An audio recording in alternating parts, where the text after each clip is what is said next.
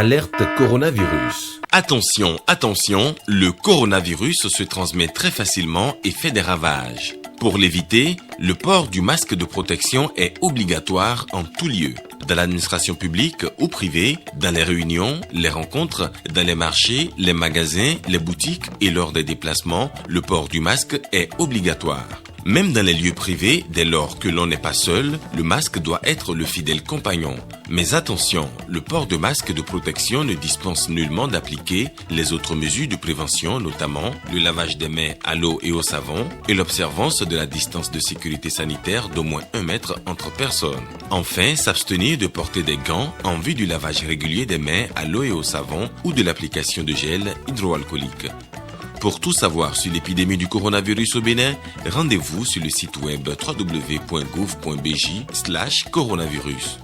Ceci est un message du gouvernement de la République du Bénin.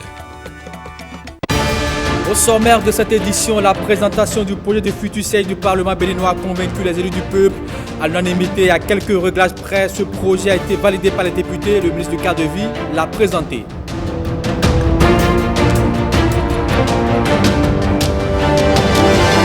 Un peu moins de 5 ans de gouvernance et plusieurs villes métamorphosées dont la cité des Kobourou, les populations de Parakou saluent les promesses tenues par Patrice Talon. On les écoute dans un instant.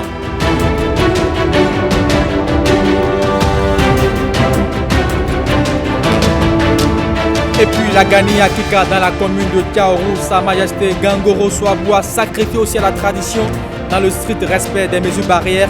À suivre le film des cérémonies dans cette édition.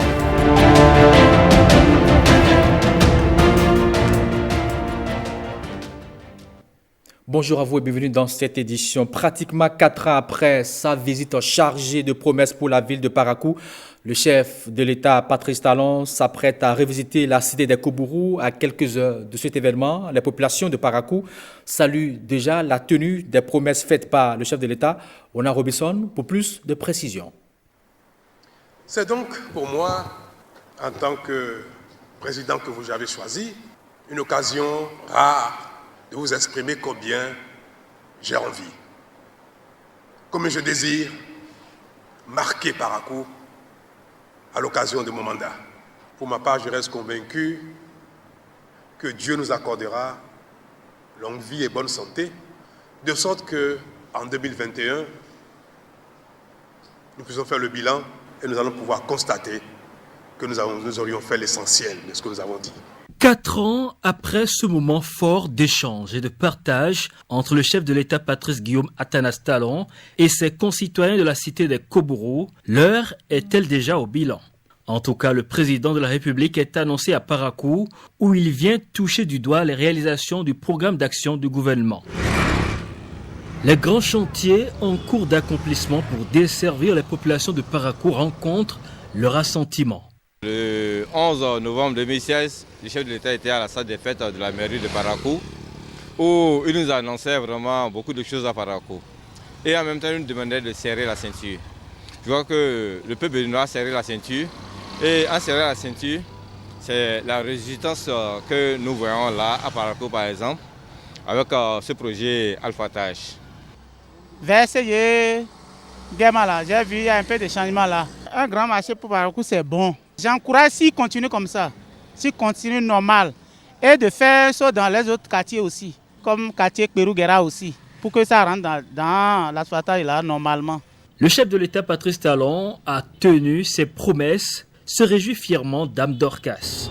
Comme nombre de citoyens de Parakou, elle lui accorde son satisfecit. Vous voyez la voie, par exemple la voie sur laquelle on est, et vraiment on est très content de voir la voie bien. Tout est joli, clair dans la nuit et puis bon, il a tenu à sa promesse quand même. Moi je suis d'abord contente du fait qu'il a tenu à sa promesse. Il y avait un peu de trous partout et puis bon, à Zongo ici par exemple, il n'y avait pas la voie. Mais aujourd'hui, chacun circule bien quoi. Moi je lui souhaite d'abord une longue vie, beaucoup de patience et que Dieu l'assiste. Son arrivée fait du bien pour nous dans le pays. Et on souhaite qu'il revienne encore une deuxième fois. C'est ce que moi je souhaite pour lui. C'est Dieu qui donne. Si par la grâce de Dieu, il revient, nous prions qu'il fasse encore de plus mieux. Dire non qu'il n'a pas fait dans mon quartier, c'est être ingrat. Le reste, on n'est pas 100% bon. Aucun être dans la vie n'est 100% bon. Mais il a fait de son mieux. Que Dieu fasse qu'il fasse encore plus mieux que ce que nous venons de voir dans notre quartier, dans toute la ville de Parakou. C'est mon souhait, ça. Avec le temps que nous vivons, ce n'est pas facile d'avancer. Nous-mêmes, nous savons tout ce qui se passe dans le monde. Surtout avec cette vilaine maladie qui entraîne beaucoup de personnes à la mort. Ce n'est pas facile. Mais pour le moment, nous remercions pour ce qu'il a fait. Que Dieu nous donne tous une longue vie. Voilà le marché de Guéma qui veut se réaliser. Voilà nos voies promis pour son 8 km dans la ville de Parakou. Ce n'est qu'un début. C'est très important. Banikani, Zongo, Transa, Albarika, Guéma, Ganou sont entre autres quelques quartiers de la ville de Parakou qui seront également impactés par la très attendue seconde phase du projet asphaltage. Outre le projet asphaltage qui commence littéralement à changer le visage de la cité des Kobourou, d'autres grandes réalisations du gouvernement retiennent l'attention de quelques citoyens. On les écoute. Parakou a eu l'asphaltage. Parakou a eu, dans le domaine de l'eau, de grandes extensions. Et il en reste encore une seconde phase d'extension. Plus de kilomètres que ce qui a eu lieu. Donc moi, sincèrement, je lui tire chapeau et je veux qu'il vienne constater ce qu'il a fait dans Parakou. Parakou a de l'eau maintenant suffisamment, abondamment de l'eau partout. Je peux dire en ce qui concerne l'eau, la première phase est terminée. La première phase avait pris les grandes routes. Maintenant, la seconde phase, c'est ça qui est destiné à rentrer dans les vents. Parce que pour la première phase, on avait pris les grandes routes pour pouvoir mettre les tuyaux. Cette deuxième phase prendra en compte chaque quartier et chaque vent dans les quartiers. En ce qui concerne le marché de Guéma, oui, j'ai vu, il y a déjà les travaux qui ont commencé. Donc je ne suis pas rentré à l'intérieur pour voir comment ça se passe, mais en passant, j'ai constaté quand même qu'il y a quelque chose qui veut naître là.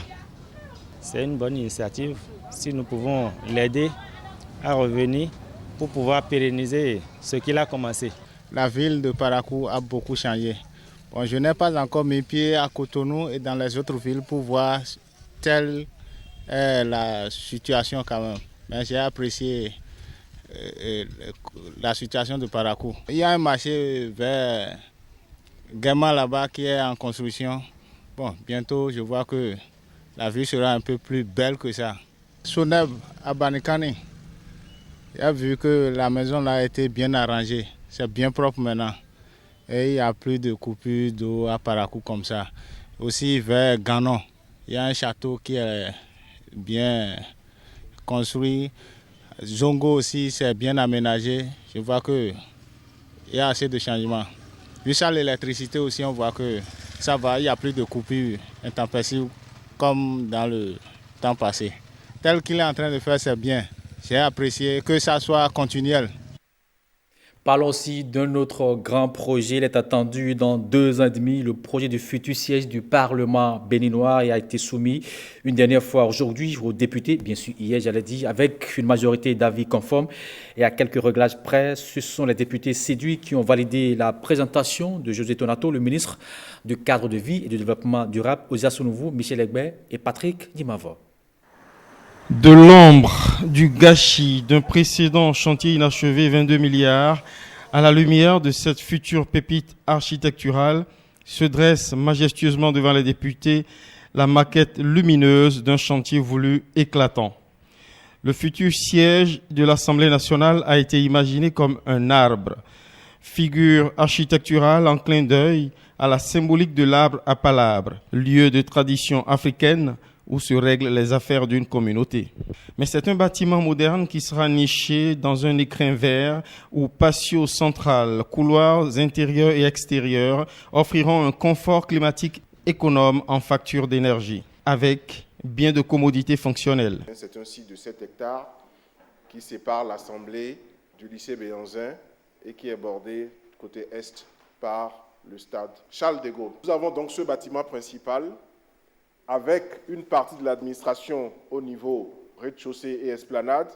En bas, en dehors du bâtiment principal, nous avons la questure et nous avons également les services annexes, la garde et tout ce qu'il faut pour que l'Assemblée fonctionne bien.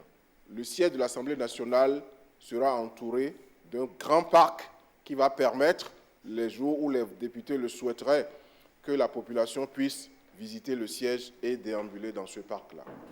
Au niveau de rez-de-chaussée, nous avons la salle de l'hémicycle, 6 salles de conférence et un restaurant-cafétéria. Nous avons également la direction de la questure, la documentation, l'infirmerie et le parking couvert. Au niveau de l'esplanade, qui est le deuxième niveau au-dessus du rez-de-chaussée, nous avons le jardin des députés et le parc public. Au niveau du premier étage, nous avons le président de l'Assemblée nationale et les différents responsables parlementaires. Au niveau du deuxième étage, nous avons les bureaux des députés. Au troisième étage, nous avons le secrétariat général administratif et sur la toiture terrasse, nous avons une vue panoramique et des locaux techniques pour le fonctionnement du bâtiment de l'Assemblée. Le design est signé par un duo, le béninois Bosco Todjinou et Francis Kéré, architecte burkinabé, prix Aga Khan, meilleure récompense sur la planète architecture 2004. Le comité technique commis par le Parlement à la veille architecturale est satisfait du respect des amendements apportés le 30 mars dernier au projet initial. Tout ce que nous avons fait comme observation et éléments d'amélioration, ça a été pris en compte. On a revu avant qu'il ne finalise le dossier. Les députés avisent en dernier ressort. Ce que je viens de voir, ça honore notre pays, particulièrement notre Assemblée. Plutôt émerveillés donc les parlementaires à quelques détails près. Extension des bureaux à l'évolution possible des effectifs parlementaires, prime à la compétence et aux matériaux locaux pour les équipements mobiliers, unités d'archivage et d'imprimerie. Réponse favorable du ministre Tonato qui annonce des marges de possibles manœuvres.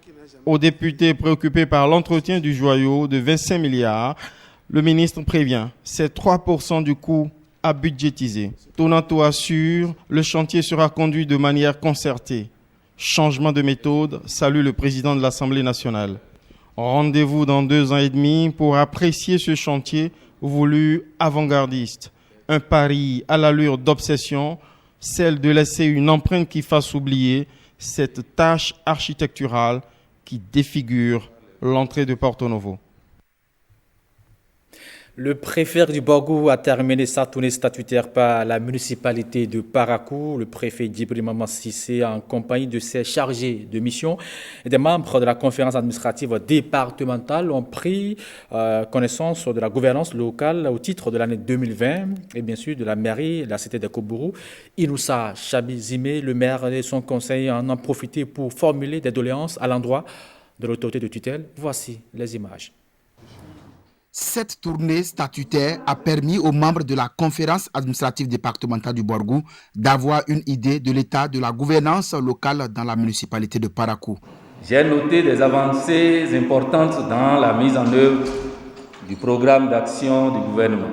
C'est de manière évidente, voire à l'être concite, avec beaucoup de joie, l'achèvement des travaux de bitumage du contournement et de la traversée de la ville. La mise en œuvre du projet asphaltage, la construction du marché moderne de Guéma et de la station d'épuration des boues de vidange, l'annonce de beaucoup d'autres projets pour la poursuite de l'assainissement de la ville. Monsieur le préfet, j'ai pu également noter en peu de temps que cette joie qui anime la ville de Parakou au regard du PAG est le reflet de votre détermination à mettre en œuvre la politique en lien avec les préoccupations locales. Face aux membres de la CAD, le maire ne manque pas d'aborder les questions relatives à la sécurité, à l'éducation, notamment le manque d'enseignants qualifiés ainsi que de salles de classe dans les établissements d'enseignement. Bref, C'est une rencontre au cours de laquelle le développement de la commune de Parakou sur tous ses plans était au cœur. Nous avons noté tous que l'État, à travers ces démembrements que constituent donc les directions départementales, essaie de jouer sa partition aux côtés des communes. La vôtre, en l'occurrence, pour soulager les peines des populations. Je note également que certaines difficultés subsistent. Elles feront l'objet d'une étude approfondie au niveau de la conférence administrative départementale, au besoin au niveau du conseil départemental de concertation et de coordination, afin que des solutions puissent y être apportées. Je note également que les interventions de certains directeurs ont constitué des points d'interpellation à votre endroit. Des diligences se sont attendues de votre part. Durant 4 jours, le préfet du Borgou, conformément aux dispositions de l'article 151 de la loi 97-029 du 15 janvier 1999 portant organisation des communes en République du Bénin, a sillonné les 8 communes de son département, toujours avec les mêmes objectifs. Prendre connaissance de l'état de la gouvernance locale. Quittons Parakou et descendons vers Savé, où la ministre de la microfinance a procédé la semaine dernière au lancement de la microfinance à l'AFIA, partenaire du gouvernement dans la mise en place de ce produit. MTN Bénin s'engage à jouer pleinement son rôle pour le bonheur des bénéficiaires. Kolawale Boniface Biaou, compte rendu. Les populations de Savé peuvent désormais bénéficier du microcrédit à l'AFIA. Ce produit présente les caractéristiques que voici. Les montants des crédits sont compris désormais entre 30 000 et 50 000 francs CFA. La durée de remboursement des crédits est de 6 mois. Le taux d'intérêt applicable est de 4%, soit 2 000 francs pour un crédit de 50 000 remboursé sur un cycle de 6 mois. L'innovation est au rendez-vous de ce microcrédit. Avec le microcrédit à l'AFIA, désormais, le coût du crédit est nettement réduit pour le bénéficiaire. Plus de déplacements incessants et coûteux vers l'institution avant d'avoir le crédit et pour rembourser son crédit. C'est la certitude que les fonds décaissés iront réellement vers les bénéficiaires et que les remboursements des crédits ne seront pas orientés à d'autres fins. C'est le découragement de la cavalerie financière et du surendettement des bénéficiaires, la maîtrise et la réduction des impayés pour assurer la pérennité du microcrédit. Partenaire de ce produit que le gouvernement, dans ses innovations, veut digitaliser, MTN donne l'assurance de jouer pleinement son rôle. Nous avons pris toutes les dispositions pour pouvoir les servir. Nous avons pris toutes les dispositions pour que le décaissement des microcrédits se fasse de manière instantanée, pour qu'ils bénéficient des fonds sur leur compte. Évidemment, il n'y a pas de frais de retrait, donc cela leur permet de pouvoir, en fait, encore une fois, nous faire confiance, parce que nous sommes actuellement en Mobile Money à 10 ans, donc nous avons beaucoup d'expérience dans ce domaine. Nous sommes très expérimentés en matière de paiement digital. Et c'est quelque chose pour lequel je voudrais rassurer les populations de se rapprocher des agences, des points de vente MTN Mobile Money pour pouvoir faire leurs opérations aisément. Et je rappelle encore que c'est sans frais et nous restons engagés à pouvoir faciliter ce processus qui va dans la droite ligne des actions du gouvernement pour pouvoir faciliter la digitalisation des services financiers au Bénin. Si mon numéro MTN, j'ai reçu le crédit et le jour-là, j'étais très contente. Parce que j'attendais le message et un jour le message est venu. Je voudrais encore dire merci à son Excellence, Monsieur le Président de la République, son Excellence Athanas Guillaume Patrice Talon, pour tous les efforts qu'il ne cesse de mener depuis son entrée au pouvoir pour améliorer les conditions de vie de nos populations. MTN invite les bénéficiaires à toujours leur faire confiance et à ne pas hésiter à poser leurs difficultés pour des solutions promptes. L'amicale des anciens élèves du collège d'enseignement général à Kpakpa Centre a offert ce vendredi, à l'établissement du matériel didactique. La cérémonie de remise de dons a eu lieu dans l'enceinte du collège. Le point avec Stanislas Lekmon et Benol Djogbe. Ils viennent dans l'établissement qui les a formés, les bras chargés de manuels scolaires et d'autres matériels. Ces anciens élèves du collège d'enseignement général d'Akwakwa Centre se sont mis ensemble pour aider leur collège de cœur. Nous sommes venus pour vous encourager dans votre volonté de suivre les pas de vos anciens qui aujourd'hui, plus qu'hier, font la fierté de cet établissement. Une fierté partagée aussi par les premiers enseignants de l'établissement. Pour eux, le geste de leurs anciens apprenants est synonyme de reconnaissance. Nous sommes heureux de les revoir. C'est comme ça que la vie se construit. S'investir dans l'éducation en vue d'accompagner les efforts du gouvernement, le mouvement Union du peuple en action vers 2021 trouve salutaire cet objectif. Nous voudrions vous rappeler que le chef de l'État du Bénin, le président Patrice Talon, est un produit de ce collège. L'Union du peuple en action vers 2021 et l'amicale du CEG Akwakwa Centre, à travers cet acte, voudraient inviter les acteurs de l'enseignement à tous les niveaux à accompagner les réformes en cours dans notre pays afin que l'homme de demain que vise la rupture soit un homme de type nouveau, plus utile à son pays. Le matériel didactique offert au collège d'enseignement général d'Akwakwa Centre vient enrichir la bibliothèque de l'établissement. Nous souhaitons que cette remise ne soit pas la dernière. En effet, le collège manque d'une clôture digne du nom, souffre de l'insuffisance de tables-bancs, du matériel informatique et j'en passe. La commémoration des 50 ans d'existence du collège est prévue pour cette année scolaire 2020-2021, donc nous vous attendons de pied ferme. L'amicale des anciens élèves du collège d'enseignement général d'Akwakwa Centre est apolitique. L'association a vu le jour il y a 3 ans. L'édition 2020 de la Gani à Kika, c'est dans la commune de Kaoru, a connu une touche particulière. Cette année, Sa Majesté Gangoro Swabou a sacrifié une fois encore la tradition dans le strict respect des mesures barrières contre la Covid-19. L'accent mis sur le culturel retrace les temps forts de la fête identitaire des Batombo beaux et assimilés du Boarotem. Ousmane Baparapé, compte rendu.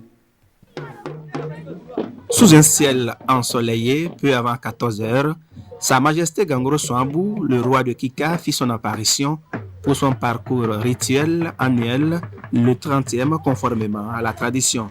4 principaux sites sont visités par le cortège royal pour des prières et libations. Après 2 heures de périple, le garant de la tradition regagne son palais.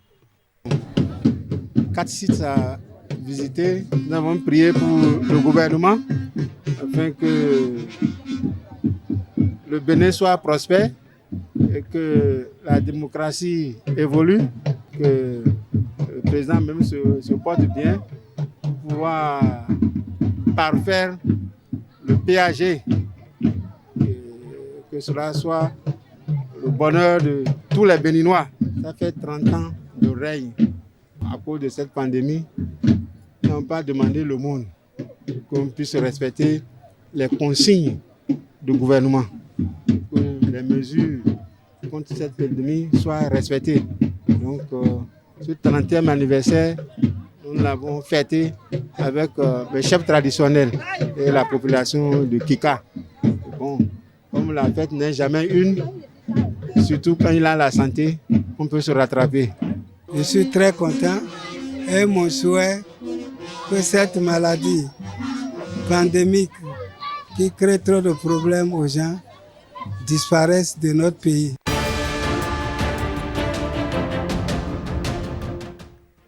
Hors de nos frontières, l'ancien président malien Amani Touré est mort dans la nuit du lundi 9 au mardi 10 novembre en Turquie.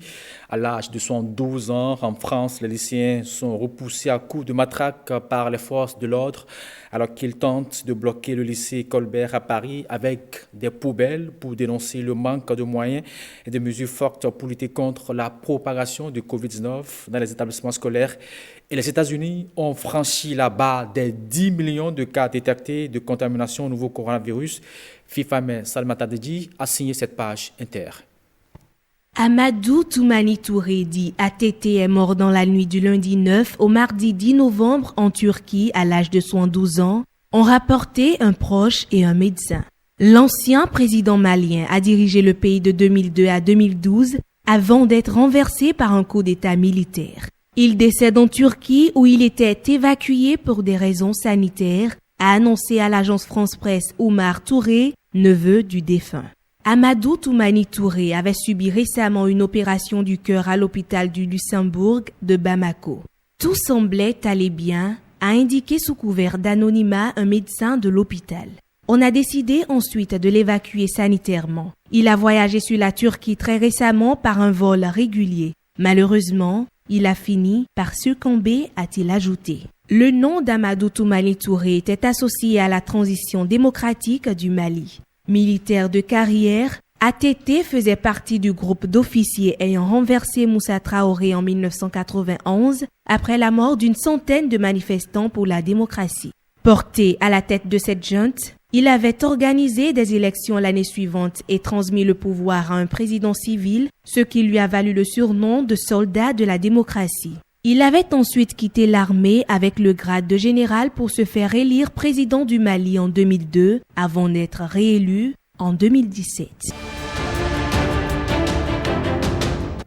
Malgré un renforcement du protocole sanitaire dans les lycées pour enrayer la deuxième vague de pandémie de Covid-19, plusieurs syndicats d'enseignants ont maintenu leur appel à la grève mardi, notamment pour que les collèges bénéficient de mêmes mesures. Confronté à la grogne naissante de ses personnels, le ministre de l'Éducation avait annoncé la semaine dernière de nouvelles mesures pour limiter les risques de contamination dans les lycées, notamment en autorisant des cours à distance, à condition de conserver au moins 50% d'enseignement présentiel pour chaque élève. Malgré cela, une intersyndicale a appelé à cesser le travail. Elle estime notamment que la situation actuelle nécessite la présence massive et urgente du personnel dans les écoles, collèges, lycées et demande au ministère de procéder dès à présent au recrutement de personnel, en particulier en ayant recours aux listes complémentaires des concours. Les États-Unis ont franchi la barre des 10 millions de cas détectés de contamination au nouveau coronavirus depuis le début de la pandémie selon le comptage de l'université Johns Hopkins qui fait référence. Il n'aura fallu que 10 jours au pays le plus endeuillé au monde par le Covid-19 pour passer de 9 à 10 millions de cas confirmés après avoir enregistré la semaine dernière plusieurs records de nouvelles infections journalières. D'après le chiffre de Johns Hopkins, les États-Unis ont recensé plus de 100 000 cas positifs sur 24 heures au cours des 4 derniers jours, avec un pic de 127 000 entre jeudi et vendredi. Avec plus de 237 000 morts, la première puissance mondiale a payé le plus lourd tribut humain à la pandémie et compte à elle seule, avec ses 10 millions de cas, pour près d'un cinquième du nombre total de contaminations enregistrées à travers le monde depuis l'apparition du virus en Chine, fin 2019.